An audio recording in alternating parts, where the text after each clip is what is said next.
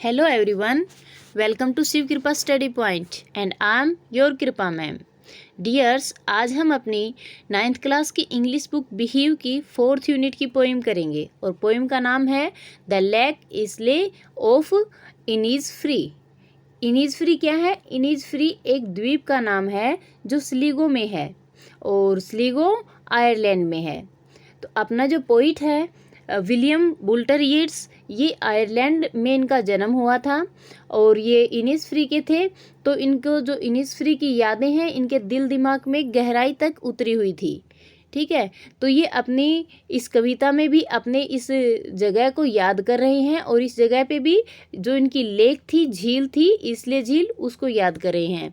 ये जो इसले झील है और इनीज़फ्री है, ये प्राकृतिक रूप से अत्यधिक सुंदर दृश्य हैं। और जो अपना पोइट है यीट्स, वो इन सबको याद करते हुए क्या कहता है, क्या सोचता है, वो हम देखेंगे अपनी पोइम में। और वैसे किसी ने भी अपना बचपन जहाँ बिताया हो उसको वो जगह याद तो आती ही है ना। ऐसे ही अपने पोइट को भी उनकी जो जगह थी बचपन में जहाँ उन्होंने अपना बहुत सारा टाइम स्पेंड किया था वो याद आ रही है। देखते हैं क्या है पोइम में। Before you read this well known poem explores the poet's longing for the peace and tranquility of Innisfree. This well known poem, ये वेल नोन जानी पहचानी कविता, एक्सप्लोर्स वर्णन कर रही है, द पोइट्स लॉन्गिंग पोइट के संबंध का, पोइट्स लॉन्गिंग पोइट के कवि के संबंध का, फॉर द पीस शांति के लिए, एंड ट्रांसक्विलिटी, ट्रांसक्विलिटी का मतलब भी शांति ही होता है। ठीक है, तो जो शांति थी ऑफ इनीज़फ्री उसके लिए। A place where he spend a lot of time as a boy.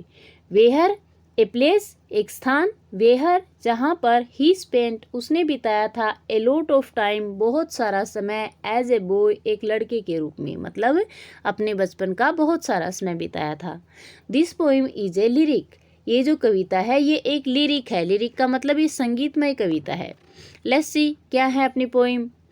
I will rise and go now and go to Innisfree and a small cabin built there of clay and weathers made.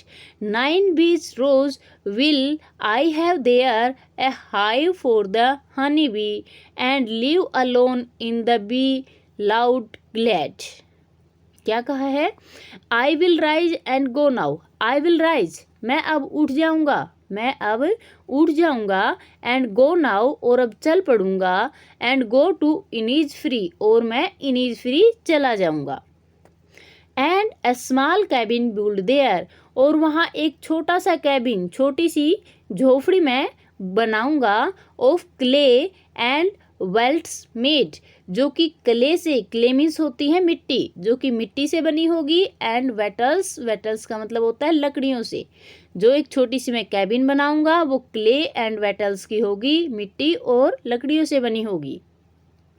9 बीज रोज will I have their. 9 बीज रोज, been का मतलब होता है जो been की फलियां होती हैं ना वो, ठीक है। तो 9 बीन की जो फलियों की लाइनें हैं, विल आई हैव देयर, वो मेरे पास वहाँ पे होंगी। अ हाइव फॉर द हनी बीज, हनी बीज मधुमक्खियाँ, हाइव मधुमक्खियों के रहने के लिए जो जगह होती है उनको बोलते हैं हाइव, मधुमक्खियों का घर। तो मैं एक मधुमक्खियों का घर बनाऊंगा, फॉर हनी बीज मधुमक्खियों के लिए, एंड लिव अलोन और अकेला रहूंगा, in the bee loud, bee louds मधुमक्खियों के शोर के बीच, इन द ग्लैड, ग्लैड का मतलब फॉरेस्ट जंगल में, मैं जंगल में मधुमक्खियों के शोर के बीच अकेला रहूंगा। अगला देखिए पैराग्राफ क्या है। And I shall have some peace there, for peace coming dropping slow, dropping from the veils of the morning to where the cricket sings, their midnights all a glimmer and noon a purple glow, and everything full of the linear wings. क्या कहा है? And I shall have some peace there. Peace means शांति, तो वहाँ मेरे पास कुछ, some peace कुछ शांति होगी, for peace comes dropping slow, for क्योंकि, पीस कम्स शांति आती है, ड्रॉपिंग्स थोड़ी थोड़ी बूंदों में, स्लो धीरे धीरे, क्योंकि शांति थोड़ी थोड़ी आती है, थोड़ी थोड़ी बूंदों के रूप में आती है धीरे धीरे। Dropping from the veils of the morning, dropping ये बूंदों के रूप में होती है, from the veils of the morning जो सुबह की, वेल्स वेल्स मतलब धुंध, जब सुबह की धुंध होती है तो जो छोटी छोटी बूंदें गिरती हैं उससे शांति मिलती है। To where the cricket sings, और वहाँ पर जो क्रिकेट्स हैं, झिंगुर हैं, वो सिंग्स गाना गाते हैं। There midnight's all a glimmer, glimmer का मतलब होता है टिमटिमाहट भरी होना। तो जो उनकी मिड नाइट होती है वहाँ की इनीज फ्री की, ठीक है, इनीज फ्री की जो आधी रात होती है वो ग्लिमर होती है। ग्लिमर का मतलब वो टिमटिमाहट भरी होती है, रात में तारे टिमटिमाते हुए वहाँ दिखाई देते हैं। And Noon A purple glow, और जो नून है, दोपहर है, वो पर्पल बैंगनी की रंग की चमक के साथ होती है। And evening full of the linear wings, जो इवनिंग होती है, शाम होती है, वह भरी हुई होती है लीनियर, लीनियर ये एक प्रकार की चिड़िया का ही नाम है जो मधुर गीत गाती है, मधुर जिसकी आवाज़ होती, मीठी आवाज़ होती है। तो वो जो इवनिंग है वहाँ की, शाम है, वो लीनियर चिड़िया की चहचहाट से, उनके मधुर गानों से भरी होती है। एंड विंग्स, और उनके उड़ने से वो बड़ी प्यारी दिखाई देती है। यहाँ पे इस पैराग्राफ में कवि ने बताया है जो इनीज फ्री है उसकी क्या क्या खासियत होती है। इसने बताया है कि इनीज फ्री में बहुत शांति का वातावरण है, वहाँ किसी प्रकार का कोई डिस्टर्बेंस नहीं है। वहाँ की सुबह भी सुंदर होती है, क्योंकि जो सुबह की धुंध होती है उसकी छोटी छोटी बूंदें जब गिरती हैं तो वो शांति देती हैं। वो क्रिकेट्स हैं वो सिंग करते हैं, मतलब झिंगुर हैं वो गाना गाते हैं वहाँ पे।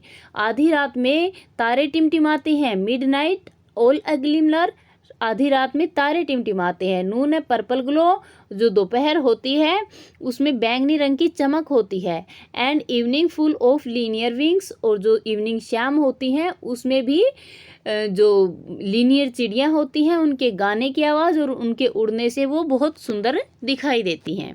आगे देखिए थर्ड पैराग्राफ में क्या बताया है कि I will arise and go now, for always day and night I hear the lake water lapping with low sounds by the shore. While I stand on the roadway or on the pavement's grey, I hear it in the deep heart score. क्या बताया है कि I will rise and go now. अब मैं rise करूँगा, अब मैं उठ जाऊँगा, तैयार हो जाऊँगा, एंड गो नाउ, और अभी चला जाऊँगा। For always night and day, for क्योंकि, ऑलवेज हमेशा, डे एंड नाइट रात दिन। I hear the lake water lapping, I hear मैं सुनता हूँ, द लेक वाटर लैपिंग जो झील है उसके पानी की लैपिंग, लैपिंग मतलब टप टप की आवाज़, विद स्लो साउंड धीमी आवाज़ में, बाय द शोरो जब वो शोर से किनारे से शोर से टकराती हैं तब। While I stand on the roadway, जब मैं रोडवे पे, रास्ते पे, किसी सड़क पे खड़ा होता हूँ तब।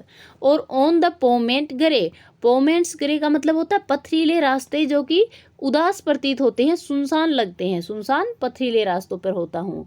आई हियर इट, मैं इसे सुनता हूँ, in the deep heart score, अपने दिल के हार्ट स्कोर, किसी गहरे कोने से मैं सुनता हूँ, अपने दिल के किसी गहरे कोने से मैं इस आवाज़ को सुनता हूँ। मतलब जब विलियम वोल्टर यीट्स जो हैं वो किसी रोड पे खड़े होते हैं, किसी पथरीले रास्ते के ऊपर चल रहे होते हैं, तब ये जो उनके बचपन की यादें थी कि उनके कानों में गूंजने लग जाती हैं, उनको ये सारी चीज़ें याद आने लग जाती हैं कि कैसे वो अपने बचपन में कितने शांत वातावरण में रहा करते थे। अब इसीलिए वो कह रहे हैं कि मैं I will rise and go now, मैं अब उठ जाऊंगा और चल पड़ूंगा। For always night and day, मैं सारा, क्योंकि सारा दिन और रात ये जो लहर थी लेक के पानी की, समुद्र से किनारे से शोर से टकराने की, इसकी जो आवाज़ है वो मेरे कानों में गूंज रही होती है, मेरे दिल की किसी गहराई से ये आवाज़ आती है। तो डियर्स, ये अपनी पोइम थी 4th यूनिट की। आई होप आपको क्लियर हो गई होगी। क्लियर नहीं हुई है, कहीं कोई दिक्कत रहती है तो आप कमेंट करके पूछ सकते हैं, और अगर क्लियर हो गई है तो वीडियो को एक प्यारा सा लाइक दे दीजिए। चैनल पर नए हैं, अभी तक सब्सक्राइब नहीं किया है तो इंतज़ार किस बात का, सब्सक्राइब कर लीजिए। पास में बेल आइकन आएगा, उसको ऑल पे सेट कर लेना ताकि मेरी वीडियोस सबसे पहले आप तक पहुंचती रहें। और डियर्स, क्या आपको भी अपना बचपन याद आता है? अगर आता है तो प्लीज़ अपनी जो फीलिंग्स है वो मेरे साथ कमेंट में शेयर करना, मुझे उनको पढ़ के बहुत खुशी मिलेगी। तो थैंक यू फॉर वॉचिंग, मिलते हैं नेक्स्ट वीडियो में। Till then bye bye, have a great time.